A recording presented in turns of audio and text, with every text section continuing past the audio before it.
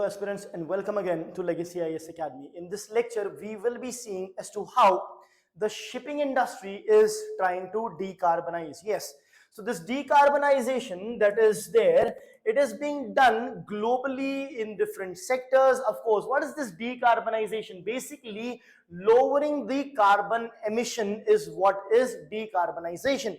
Now, different sectors of the economy, different industries in the economy is doing it. In this lecture, we will emphasize on the shipping industry and we'll try to understand how the global shipping industry is trying to decarbonize. So what is the news all about, or the background of this decarbonization? So basically, the global shipping industry wants to decarbonize by 2040. Now, decarbonize, of course, reduction in carbon levels, but to what extent? The decarbonization here will be the extent of it becoming net carbon zero. Net carbon zero. So what is net carbon zero? Net carbon zero means, it does not mean that you will not emit any carbon. It simply means that whatever amount you emit, you will balance it out by removing that much amount of carbon from the economy or from the globe or from the world. It need not necessarily be from the same place where the company is. So in simple manner, it could be said that the amount of carbon that you will liberate, that much amount of carbon, if you can remove from the regions, from different parts of the world, then you can said to be net carbon zero. Net carbon zero. So let's say you had emitted 1 gigaton and you removed 1 gigaton. So the net emission is zero. That is what is known by net carbon emission. In addition to that, so this is the target. Now the current fuel that is being used, that is VLSFO, diesel and LNG. What are the current fuels? VLSFO. VLSFO is basically very low sulfur fuel oil. Then you have diesel and LNG.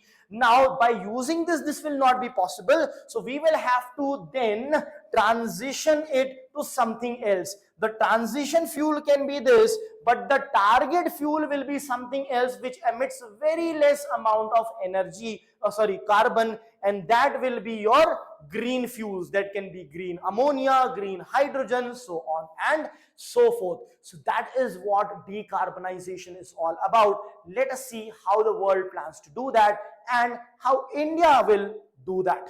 Now, before we move on to that, the important announcement about the different batches, 2 more batches that are going to start in the month of August, on 9th and 11th of August, wherein you will be taught by the experts of UPSC in their respective subjects.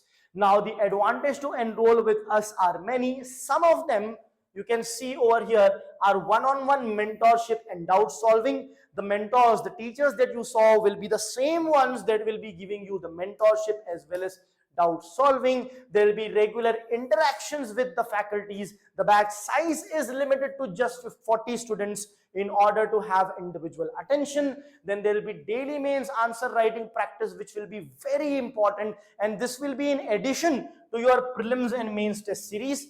Plus, we also provide a 360-degree coverage of current affairs, wherein one entire day is dedicated only for current affairs live classes. So you can enroll soon and take the benefit of joining with Legacy IAS Academy. You can download our app wherein the subscription information will be there, or you can call onto this number or log on to the Legacy IAS Academy website.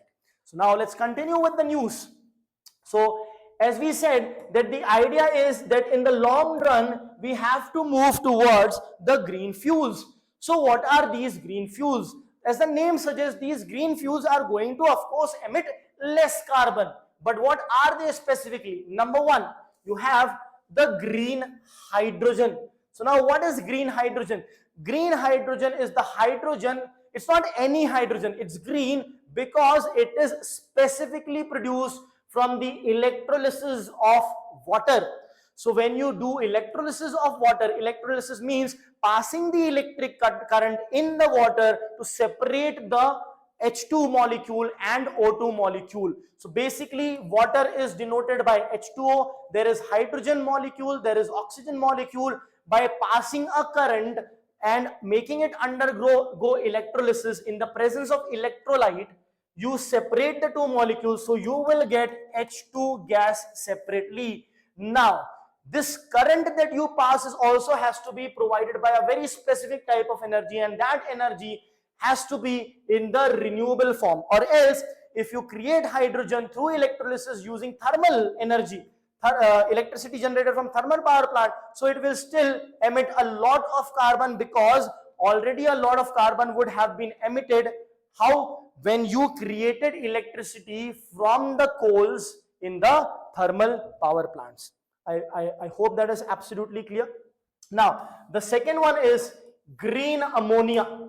Now green ammonia is what? Green H2 plus nitrogen gives rise to green ammonia.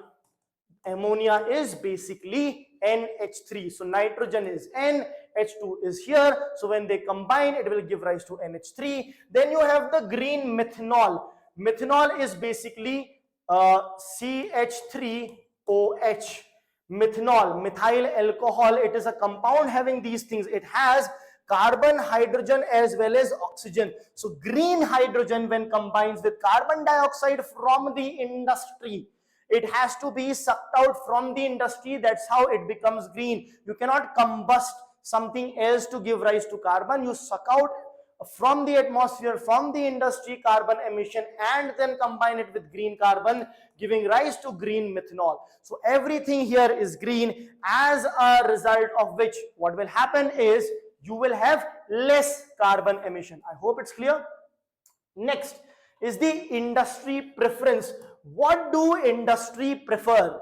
Industries prefer methanol first and then ammonia. But even methanol will have some issue, we will see. Now methanol, why methanol? Because methanol is a near drop-in replacement.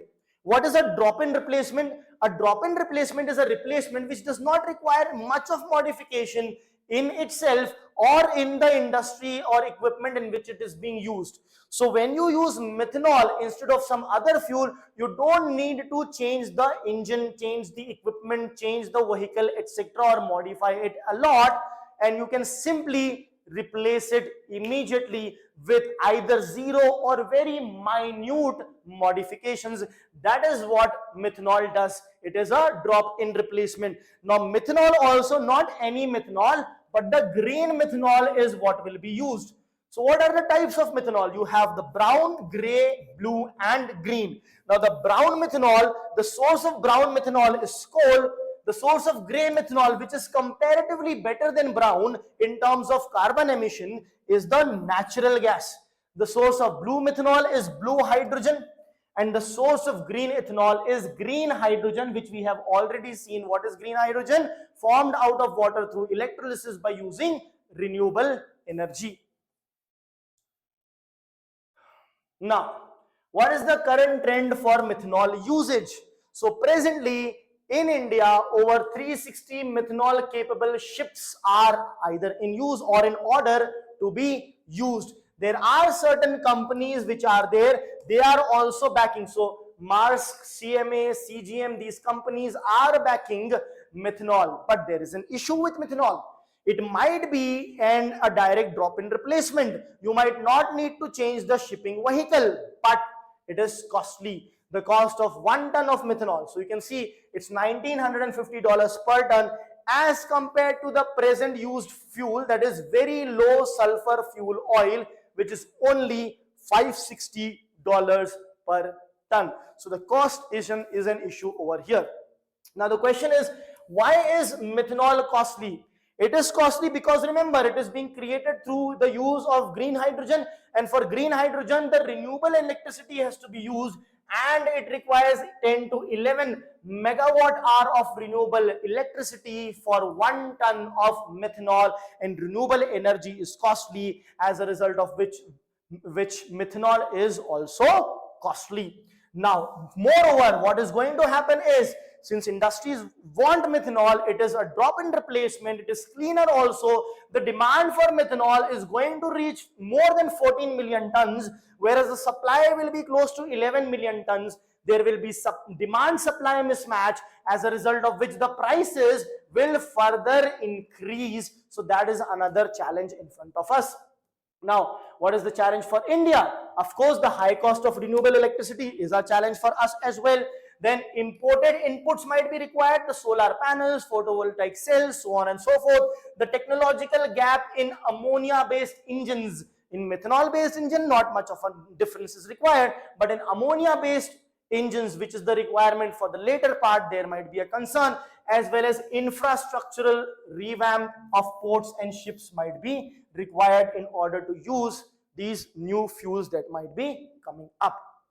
Moving ahead, what is India's decarbonization plan? Basically, India supports domestic ships using green fuel. India has been doing quite well with respect to our climate change related efforts, and here also India is facilitating that. We want to build green fuel bunkering hubs, wherein there are bunkers in which green fuel can be stored, and the same thing is being done near the Tuticorin and Kandla ports. These are the different ports in India. This is basically the Haldia port, Kolkata, Paradip, different ports are mentioned. The Tuticorin port is over here. So this is one of the port. Then you have the Kandla port as well, wherein these facilities are available. Now moving ahead, India also plans to supply green fuels to Singapore. Now why is that the case? That is because Indian ships would travel there. So if you have stored supply of green fuel over there, refueling can be easy, and Singapore is one of the hubs for refueling of ships, and India wants to ultimately become the global green fuel supplier. However, there will be some challenges in that. But before that, India also holds certain strategic advantage. What is the strategic advantage?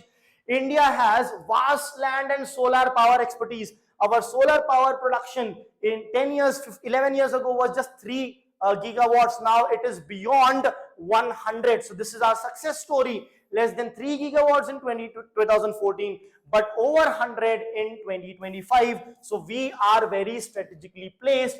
We can leverage the carbon capturing incentives, especially in the steel and cement industry, where the carbon emissions are quite high. We can partner with multilateral banks for loans, which gives loans at a softer interest rates, rather than the scheduled commercial banks or other banks which would charge high. So here cost of investment can also be lowered.